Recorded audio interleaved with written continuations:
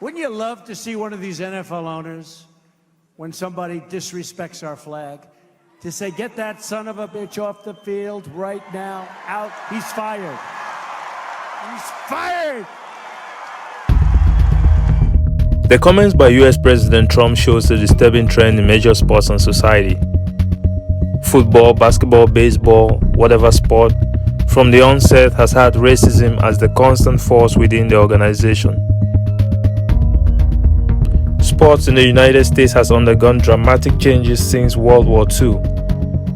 After the war, baseball saw a resurgence as America's sport, particularly with the return of hero veteran athletes. But prior to the war, white managers and athletes, in a move to put a stop to black athletes dominating sports, restricted them from participating in any sports.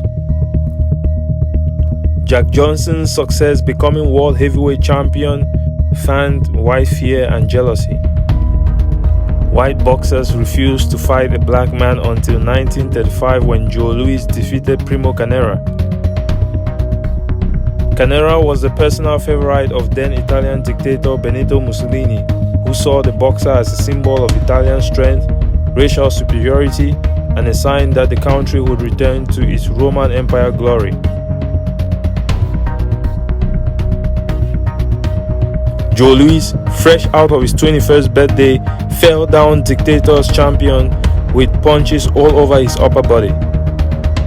It was circumstances like this that saw the rise of constant fear of loss for a segment of the population that in turn false myths like black athletes suffered from low intelligence, had criminal tendencies, and inferior physicality.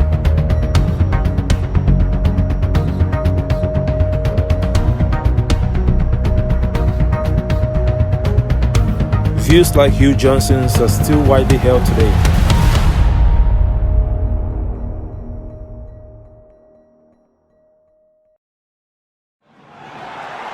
Eto'o!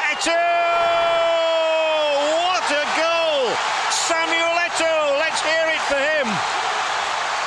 It may well have won a victory over the world champions for the reigning African champions. The ball was headed forward, hesitation from Lucio, and it's blasted over the top of Dida by Real Mallorca's #1 striker. Samuel Eto'o has one of the most precious goals of his international career. With football being the most popular and globalized sports in the world, more than 85% of Africa's players participate in football. African football champions are frequently faced with all kinds of racist attacks on the fields in Europe.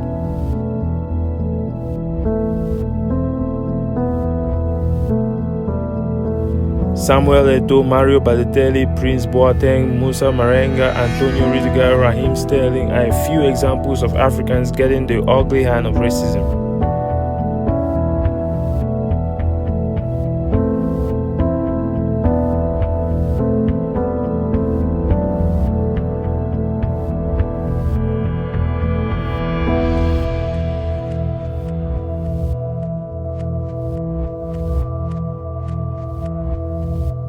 Sports in Africa developed around existing local ideas.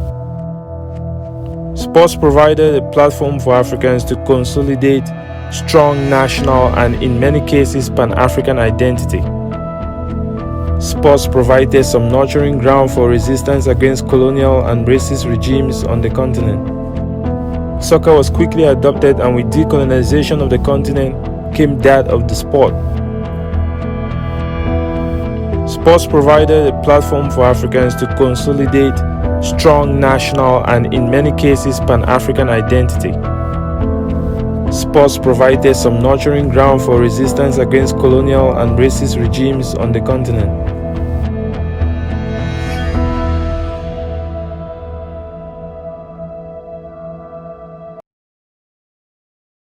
Well, I don't know where to begin. I find nothing amusing or interesting or tolerable about this man. He's a disgrace to his country, his race, and what he laughingly describes as his profession. He is a convicted felon in the United States. He has been found guilty. He is out on bail. He will inevitably go to prison, as well he should. He's a simplistic fool and a pawn. Muhammad Ali. one of the greatest athletes of all time. As the first three-time heavyweight boxing champion of the world, he thrilled, entertained, and inspired us. The American people are proud to call Muhammad Ali one of our own.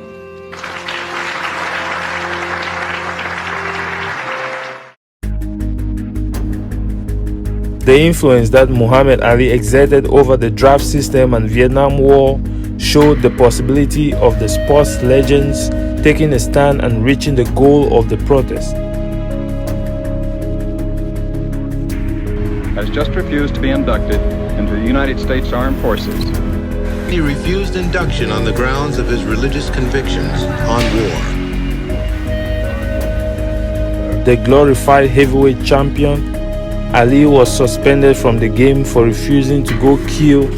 It took an all-white jury less than a half hour to find Muhammad Ali guilty of all charges and specifications.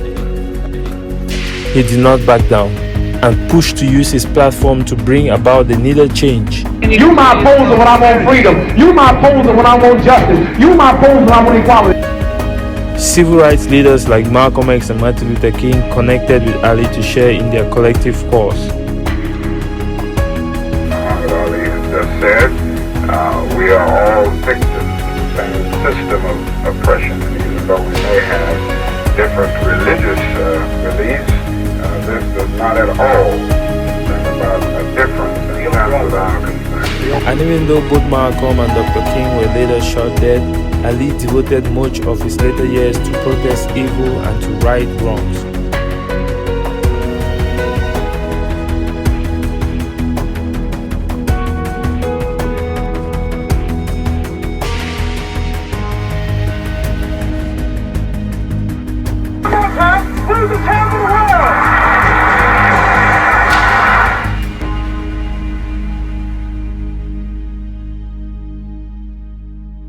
President Trump doubling down on his criticism of NFL national anthem protesters. I think he is playing along with white identity politics and sort of white grievance politics, right? We've heard this language before from white people in the Deep South referring to African Americans and especially black athletes who they feel is taking their place. King James wore words with a conservative talk show host after she told him to, quote, shut up and dribble instead of commenting on politics. Plagued with constant fears of police brutality and the systemic oppression of American Africans, Colin Kaepernick decided to take a stand against these modern forms of slavery by taking a knee. Out of that protest by Colin Kaepernick. Colin Kaepernick's protest. Sat out the national anthem. Colin Kaepernick chose not to stand during the national anthem. San Francisco 49ers quarterback knelt during the national anthem. As the crowd of players stand, you can see Kaepernick kneeling on the sidelines. He wants to bring awareness to issues of race and policing in the country. It has since cost him his job. We don't know what the NFL should do until we know what the owners think. And by the way, the people who have been more silent than anybody in the world are the NFL owners. Haven't heard from one of them. Nobody says boo. Where the hell are they? Another tactic has been to attack his stamina and ability to continue playing football, which wasn't in question prior to him protesting, and still isn't today. Kaepernick can run. Kaepernick has a 49er touchdown. On 3rd and 10, he takes it into the end zone. Kaepernick rolling, running, and in for the two-point conversion.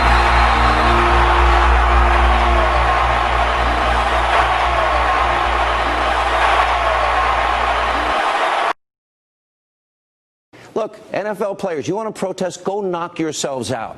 But when you disrespect the flag, you're doing nothing for the people in this country to advance the ball for the forgotten men and women that are suffering. Race And you can't help but talk about race with this. If you have any question in your mind as to whether or not he is race baiting at a certain point in time, just think of Charlottesville. It'll give you some clarity. The president comes out and says it's not about race. That's a little bit like saying I'm not a crook. If you have to say it, you're already in trouble. SOB, referring to NFL players who peacefully protest racial injustice. SOB, that language far stronger than what the president said about white supremacists in Charlottesville. The protesters were almost entirely black, and the team owners whom the president was calling upon to fire or suspend those players are almost entirely white. And the president chose to launch this campaign in front of an almost all-white crowd in Alabama.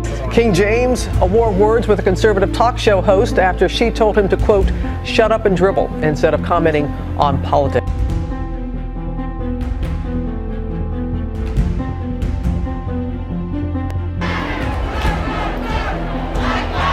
Definitely not shut up and dribble. I would definitely not do that. I get to sit up here and talk about social injustice, equality, and why a woman on a certain network decided to tell me to shut up and dribble.